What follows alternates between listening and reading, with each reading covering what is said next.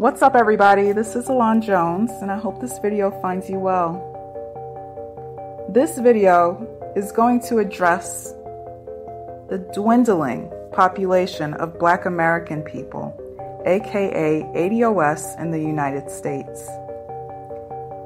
ADOS is going extinct, despite what the stats are telling us.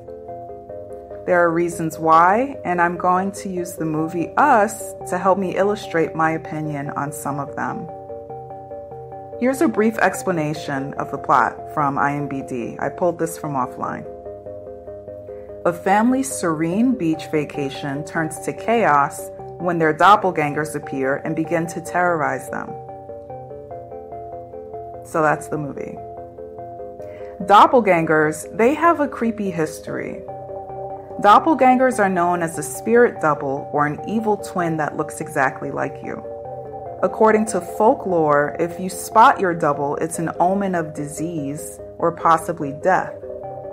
Doppelgangers are also said to kill you and to take your place. In modern society, today, a doppelganger refers to a person who's similar to you in the way that they look and act, so it's pretty general. So for one, ironically, the people cast in this movie to play ADOS are not ADOS. Mom is from Africa and dad is from the Caribbean. According to Google, everyone here is American. When you're Black, Google won't always specify your heritage. They'll just call you American. So I'm not sure about the ethnicity of the kids. I can't tell if they're ADOS or not. I myself cannot tell if they're ADOS or not. Creepy. Look at this scene. American family, 2 parents, 2.5 children, and a big house. HBCU educated. These are ADOS schools. You're living in the house that you built or bought with your hard-earned money made from the hard work that you put in throughout life. And a family that looks exactly like you is trying to get into your house, and eventually they get in and they proceed to try to kill you and take your place. This is a movie, and one that I actually haven't seen. But yes, it's a movie, so it's exaggerated. But here is another analogy that is closer to what actually happens in real life, because this is actually a true story. You rent out a part of your house to a nice, hardworking family. Everything is good for a while until they stop paying rent. You ask, and they apologize to you politely.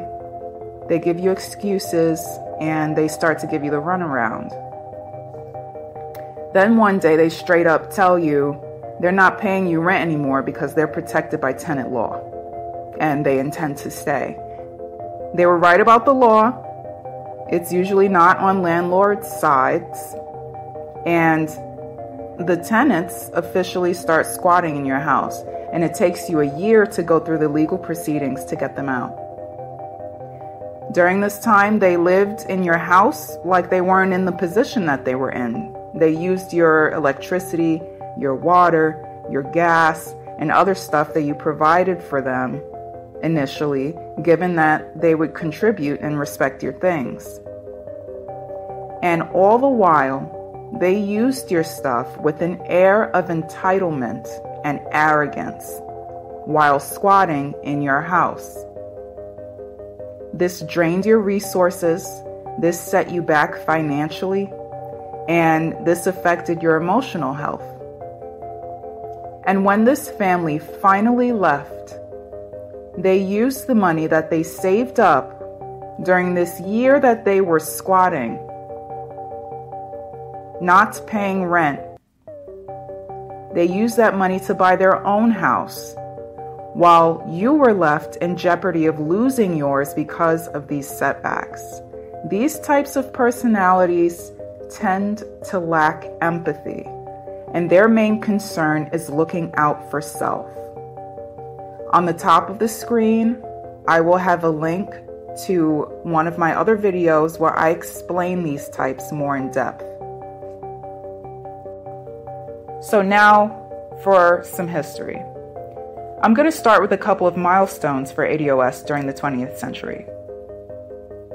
The Civil Rights Act of 1964 was passed, and that ended segregation in public places and banned employment discrimination on the basis of race, color, religion, sex, or national origin. The Voting Rights Act of 1965 was passed, and that outlawed discriminatory practices that prohibited many Black Americans from voting. These are two major achievements of the civil rights movement, which Black immigrants did not contribute to. Just a few months later, after the Voting Rights Act was passed, Congress passed the Immigration and Nationality Act of 1965, which established a new immigration policy based on different preferences and standards for immigrants. After this, there was an influx in Black immigration to the United States. Immigration to the U.S. was free and open in the 1700s and the very early 1800s, until they started questioning their policy. After the Civil War, certain states passed their own immigration laws. And this was until 1875, when the Supreme Court decided that immigration become a federal responsibility. And in the 1880s, when immigration was rising and they noticed that their economy was changing for the worse as a result, Congress took over immigration legislation. So it got more and more serious. One of the first immigration laws passed was the Immigration Act of 1882, which charged each immigrant a 50-cent tax to enter the country. And this act also banned, quote, any convict, lunatic, idiot, or any person unable to take care of him or herself without becoming a public charge, end quote. From the U.S.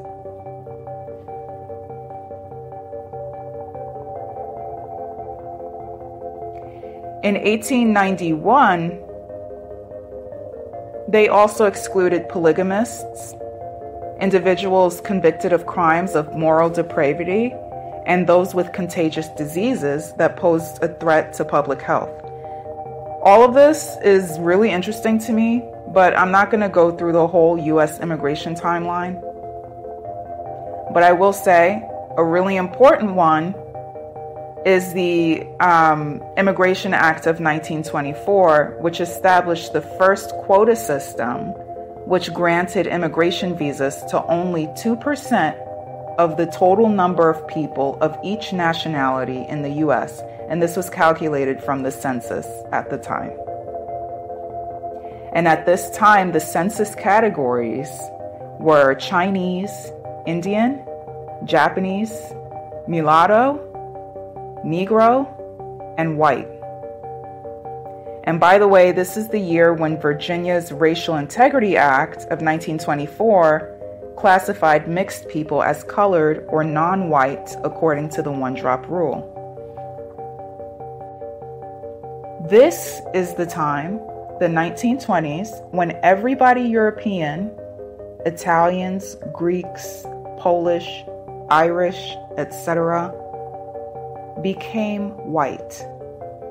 European immigrants who poured into the U.S. in the early 20th century were deemed by white people as culturally inferior, dirty, less intelligent, and criminally prone, but could assimilate given they can prove their worth.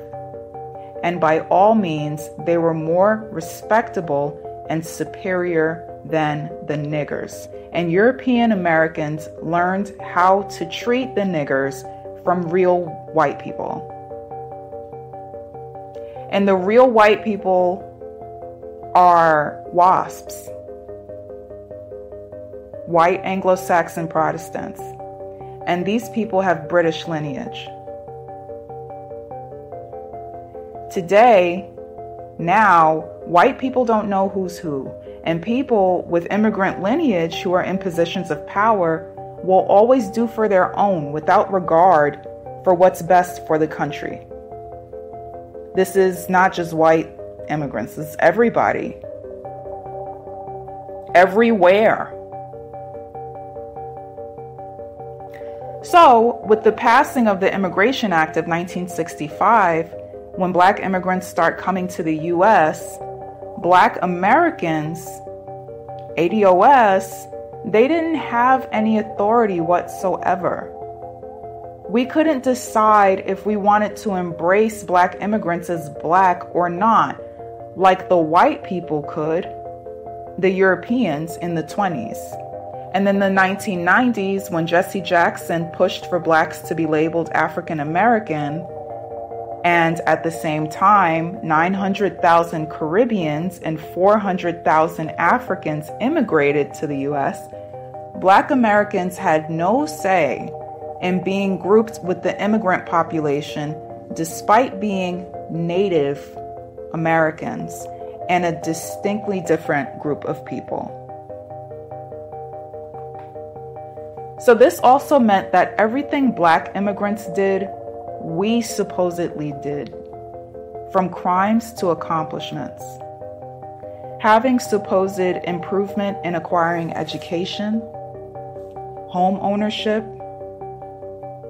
business ownership, use of scholarships, admission into elite schools, etc. They're trying to paint a picture that ADOS is doing so much better with regard to those things, but really it's not us.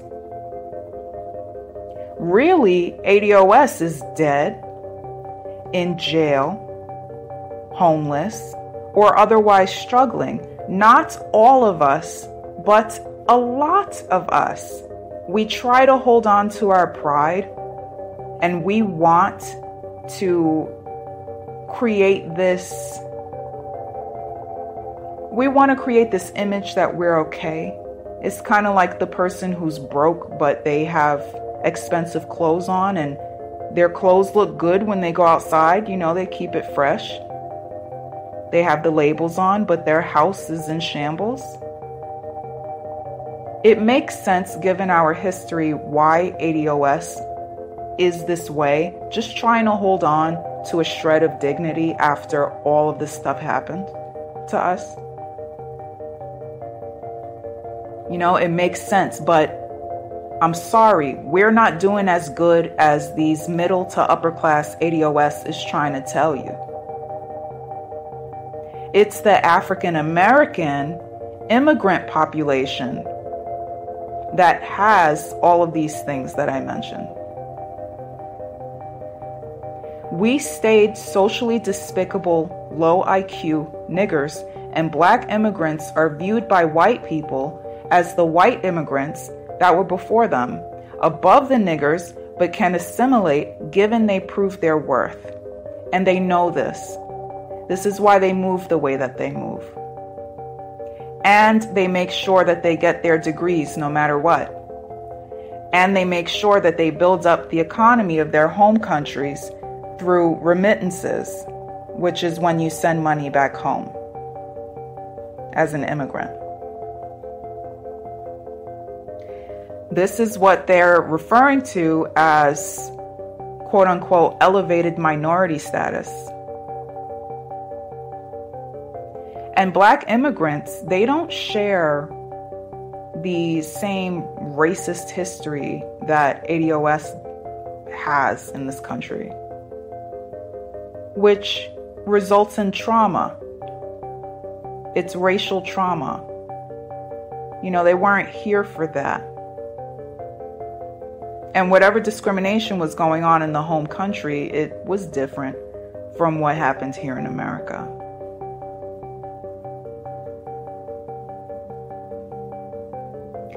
And I have to say, like the immigrants before them, Black immigrants too learned how to treat the niggers. And 1 in 10 blacks in the US are immigrants. The ADOS classification is needed.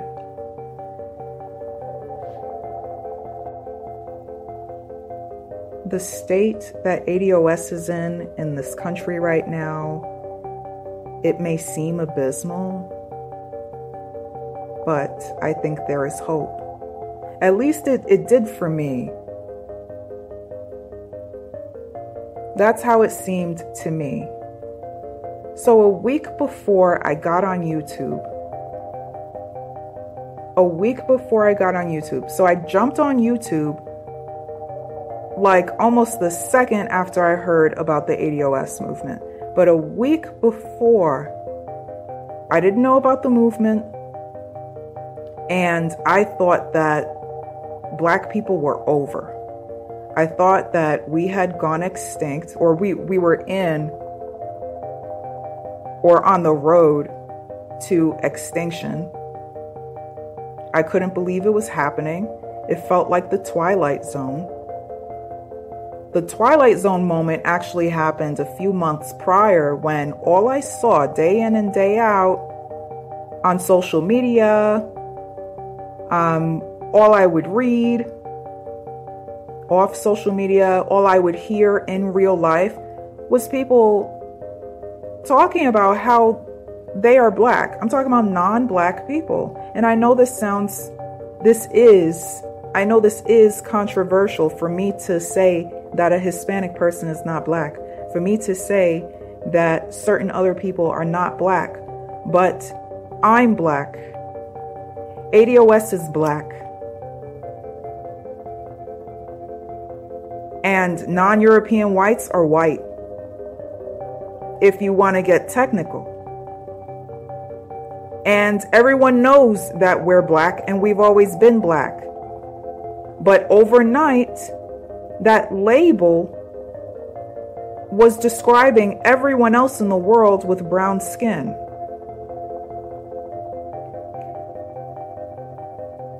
It put me in a state of depression, and considering that the field that I work in doesn't have a lot of Black people, and this is where you spend most of your time. Considering that I didn't have that connection, and the area that I'm in actually doesn't have an abundance of ADOS in it either. So there was that, plus the label, my identity being hijacked. And I got sad. I felt hopeless. I also have my nigger problems. Every ADOS has it. I don't care what your SES is, your socioeconomic status.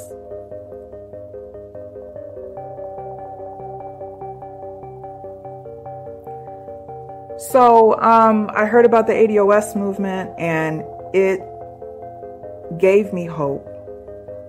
And I think that there is a solution for the issues that we're facing today as ADOS, as far as our identity and our economics and all of that. And the solution is to unify. And I really hope that we can work towards getting on the same page about that, because there are a lot of things trying to attack our community, our togetherness. And that's the only way out.